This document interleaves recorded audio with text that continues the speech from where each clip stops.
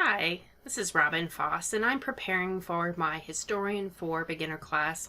I thought I should share with you how much I really love Historian and also how I first began using it. I realized that not all of you that are using the software have used it as long as I have. It came out in 2005, and I've used it since the very beginning. And some of you might be traditional scrapbookers, or you might be digital scrapbookers, or somewhere in between, which I like to call a hybrid scrapbooker. So I wanted to tell you a little bit about what I was doing before I used Historian, how Historian made it better, and then how things have changed over time and I've adjusted in how I use Historian.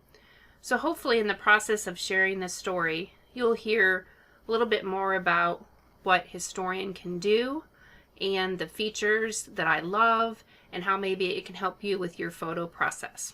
Okay, so let's start back to when I first started using Historian.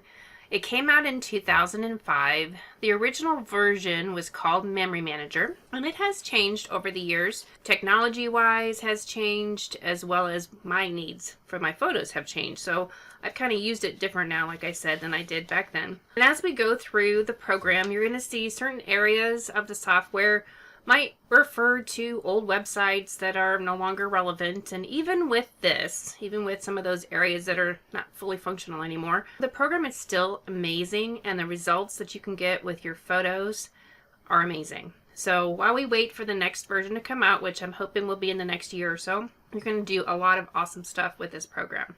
So originally I only had a film camera. I didn't have a digital camera nor a cell phone photos. And so I would take my rolls of film to Target or Walgreens and would get duplicates of all my photos. I had them organized by year and month and then event. And I would put them in the Creative Memories Power Sort box. The Power Sort box came out about 2004. So I loved having everything in there organized by year, month, and then event.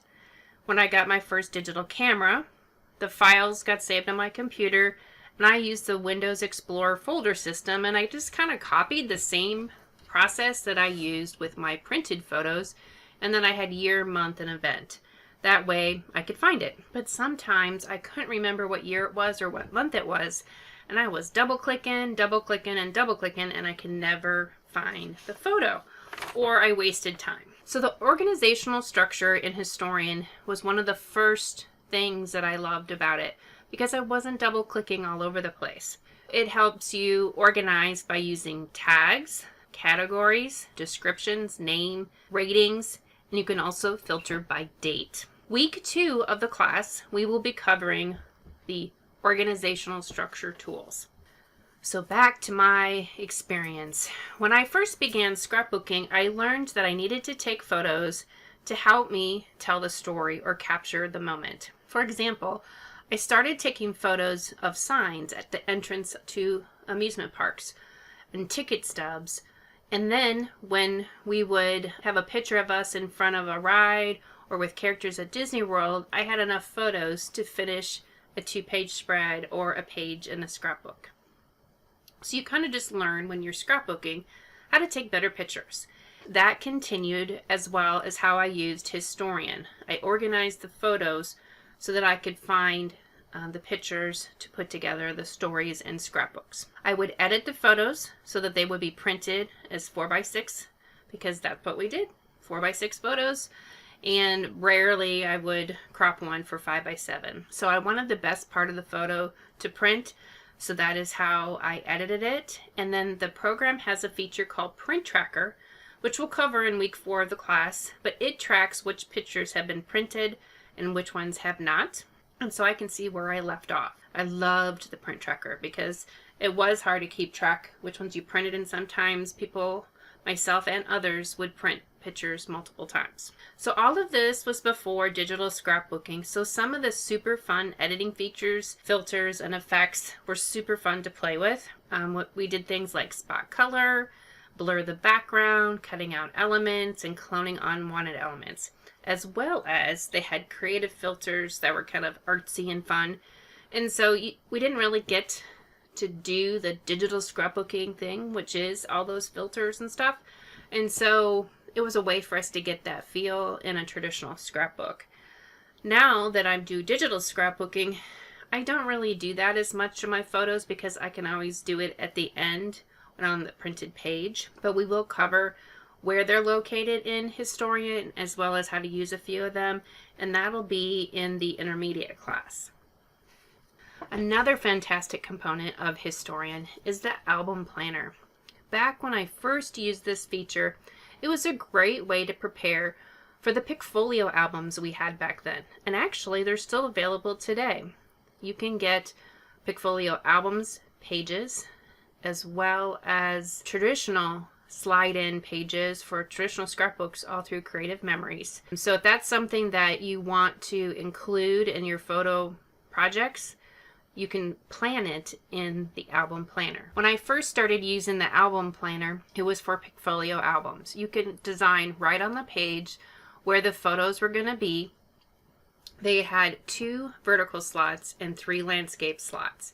There was a little place for you to put like a title, so you would take like a piece of paper and trim it down, or they had kits that you could slide them in there. And then the center slot had enough space for a photo mat. So you could make basically a 10 photo 2-page spread with a title, and then if you wanted to, you could switch out one of the photos for a decorative mat to write the story. So you could pre-plan out all your photos that were going to go in there, and also you could drag and drop the photos into the slots and crop them for that photo opening. And at the end of planning the whole album out, you could send all of the photos to the printer, either your printer or an online printer. And when you were done, it asked you, do you want to mark them as printed? So you can mark them off as printed and you wouldn't have to worry about tracking that anymore. Some people were even so creative as to show where they had 1 photo in 2 slots. So that was kind of cool. Like, people were thinking outside the box all the way back then. We will cover the album planner during Historian 4.0 intermediate class. However, I will cover it briefly and how to change the settings during the beginner class. So the world of digital scrapbooking opened up for me when Creative Memories released Storybook Creator in 2007. And as I entered this digital scrapbooking world, I began to take photos that added to the story. Things like close-up of textures, scenic backgrounds. Also, when editing photos, I began to learn that it was helpful to not edit all the way down so that the best part was fitting a 4x6 photo like I used to print. I wanted to keep more of the photo because when it got onto the digital scrapbook page, you weren't going to be certain whether or not you needed a narrow, tall slot or a circular slot. And so you wanted to keep as much of the photo as you could. Rather, I focused on editing for the best color, light, clarity, rotation, and to remove unwanted elements with cloning. So today, that's still my same process. And I will share more about editing. The basics of editing we're going to do in the beginner class. So that is going to be autofix, rotation, free rotation, lighting, temperature, basic cloning, basic smudging, converting to black and white as well as sepia, despeckle, and red eye brush. Now a lot of that might be gobbledygook to you, but it'll make more sense when we get into the editing portion of the program, why some of these techniques may seem advanced, but I feel like I want you to know what they are so that if you want to do like the cloning or the smudge, you've at least been exposed to it. When we come back to cover editing in the intermediate class, we will review cloning and take it to the next level. Then we'll cover spot color, spot blur, more advanced smudging and blurring, as well as playing with some of the cool features and effects found in the software. In the beginning of my digital scrapbooking life, I was what was called hybrid scrapbooker. So I didn't immediately go into making all digital books. I had a lot of traditional scrapbook supplies, and also I was still getting used to digital scrapbooking. So I made digital scrapbook pages, so they're called page prints, a 12 by 12 photo, and I would adhere that right to a traditional scrapbook page, and then I could do a 2-page spread traditionally and then add in a digital page. So as I did that, I kept on using up my supplies, getting more and more proficient with the software.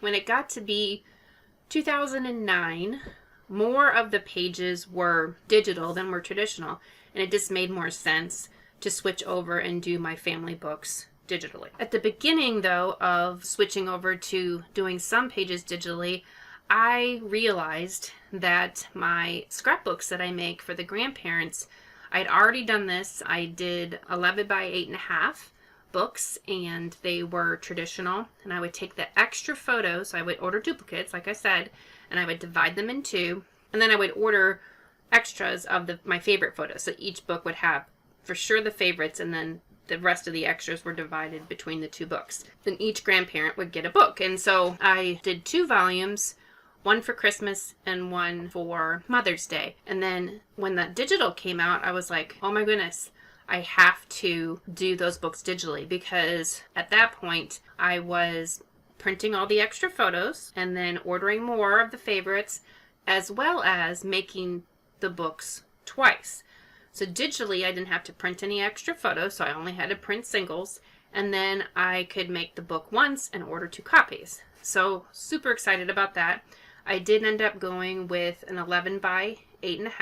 Alrighty, so like I said, in 2009 was mostly page prints. So my first fully digital family book was Foss Family Memories 2010 Volume 1. And then I figured, oh, the entire book is digital, then I could make the grandparents' book right from there, and I wouldn't have to recreate all the pages for their 11 by 8.5. All I had to do was convert my 12 by 12 book down to an 8 by 8. And it just, one click, it started doing all the work for me. Then I would go back through and edit to make sure all of the text boxes looked okay. And then I would order 2 copies of that 8 by 8. So even easier, even less expensive. You know, and being a stay-at-home mom, at that point I had 2 elementary school age kids and I was running a home-based business. So, you know, I'm always about time and cost savings. And I did want to do 2 books a year, even though sometimes the whole year could fit in 1 book, because until I ordered a book, I didn't have anything in my hands. It was all in the computer. And so having 2 volumes was the way to go. Plus it made it nice to be able to give gifts to the grandparents twice a year. Now back to Historian. So when I did a traditional scrapbooking, all of the photos that were printed were organized, like I said, in those power sort boxes. And so when I switched to digital, at first what I did is I put all of the photos for a project into Storybook Creator, was what it was called back then. And it was so overwhelming to have all of those photos in there. It would be like a traditional scrapbooker dumping an entire power sort box, and all of the pictures, when they fell out of the box onto the table, became like 1 by 2 tiny photos, you know, 1 inch by 2 inch. Because when you're on the screen in Storybook Creator, or now today Artisan, the little thumbnails you have of the photos in the project are very tiny.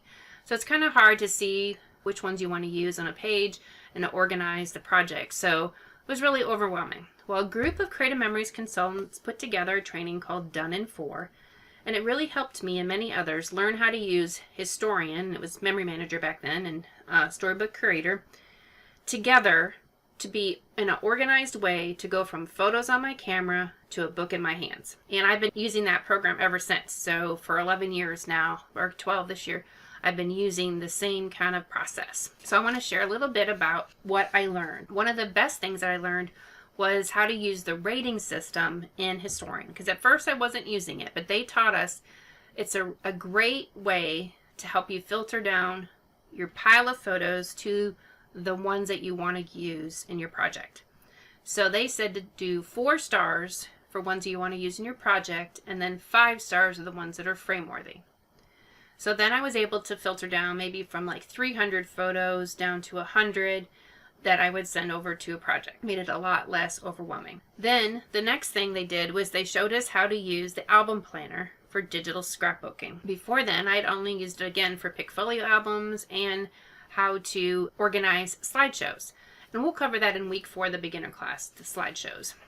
Okay, so back to the digital scrapbooking and that album planner. I couldn't believe she was going to make us use that album planner, but boy was I glad that she did. She taught us how to take your photos, filter them down by the 4-star rating, send them over to the work area in Historian, and then from there we would plan out our book. Album Planner has a thing called journal boxes, and we make journal boxes as divider tabs. We would plan that out, and then you would drag your photos in after those journal boxes. So you would have maybe a section that's Halloween and then Christmas, and you would drag your photos for those different events or holidays. It made it a lot easier to break my project down into those events, kind of like I did when I had a power sort box where I could see which photos I had printed and I wanted to put in my book. The same thing here. Instead of the big pile of digital photos, because when you go digital, all of a sudden you're taking so many more photos, because the film camera, you're like, oh, I have to pay for everything to see what I took. Whereas digital, you just took, and then everything was in your computer. So it was nice to be able to kind of pare down the photo mess that was my computer. Then, as I'm planning out this project in the album planner, I start to see a pattern. For instance, we took a lot of pictures of our cat, or we took a bunch of pictures of us playing board games or date nights. And so then I would put together a section for game night or date night or snow fun or water play, like the kids used to play in sprinklers. And if I found that I had a bunch of pictures, maybe I took 1 or 2 pictures each time. Well, then that really wasn't enough for a page. As far as the way I do pages, I do lots of pictures on a page. But after a period of 6 months, which is what my books are, I was able to see, oh look, I have 12 pictures maybe of different times that the kids went outside and ran to the sprinkler or played in the pool or whatever, and I was able to put those together on a 2-page spread. And it was a lot easier to see that when I was doing the album planner, and I could organize and drag and drop the photos into those different sections. The last thing that she taught us was to create a journal box that's called Tab, and then you would drag it down as you move your photos from those sections into, back then it was called Storybook Creator, today we'd call it Artisan 6. So we would move a section, so let's say game night, over to Artisan 6, and then you would move the tab down, and then that way the next time you came back, you were able to see where you left off. There are many reasons that I love Historian. I will share them and how I have embraced forever storage, and then where Historian still fits in my process, even though I have forever storage. It's hard to say what I loved first and most about Historian, but there are 4 main factors that are about even. First, it's the organizational features. So the categories and tags that help me find the photos later. The cross-referencing ability, so I can pare down what I'm looking at to look at just items that are maybe tagged with Grandma and Emily. Also, the search capability, where I could find photos that have a particular word in their name or description. For instance, photos of Six Flags. I can find those really quickly. Timeline. So now I don't have to click down into folders on my computer, because I can see the timeline at the bottom.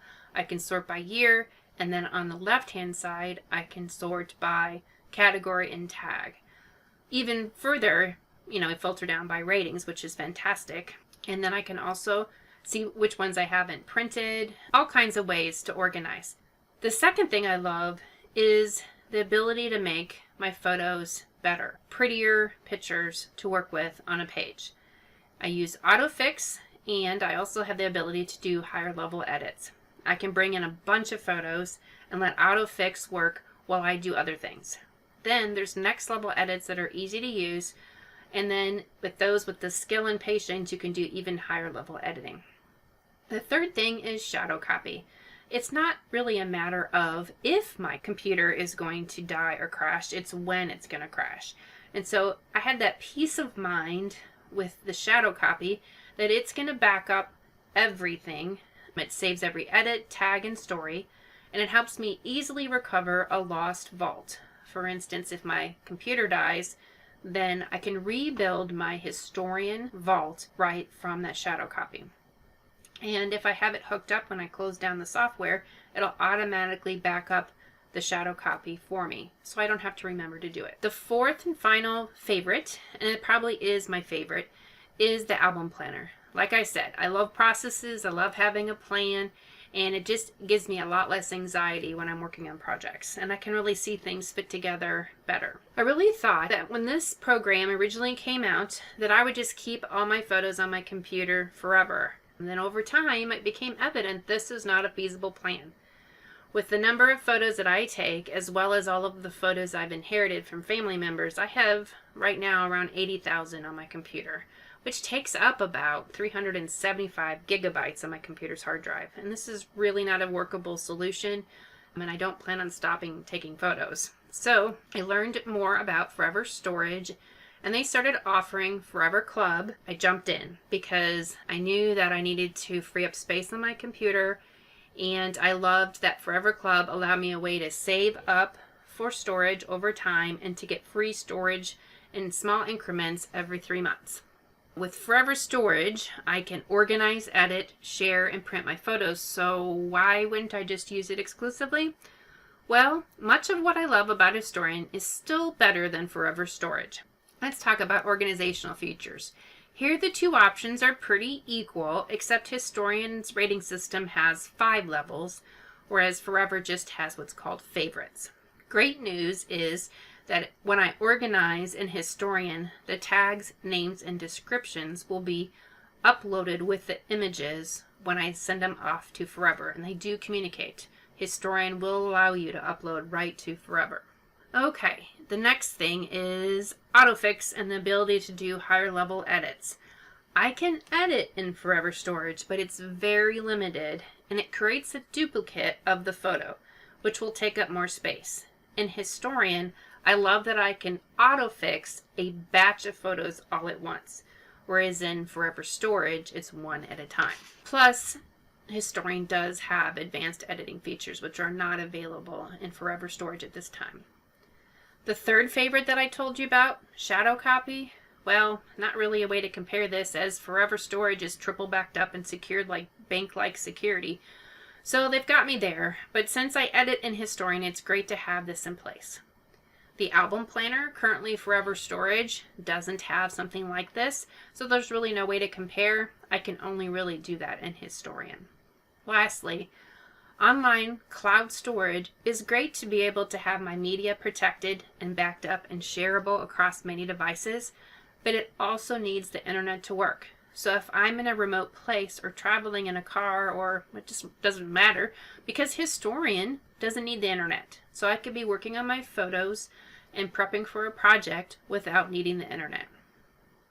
So hopefully you could see some ways that you can use Historian to help you with managing your photos and making the best of them for your family, in whatever way that you enjoy them, whether it's a digital photo frame, traditional scrapbook, sending them via email, or digital photo projects. I can't wait to see you at class. Thank you.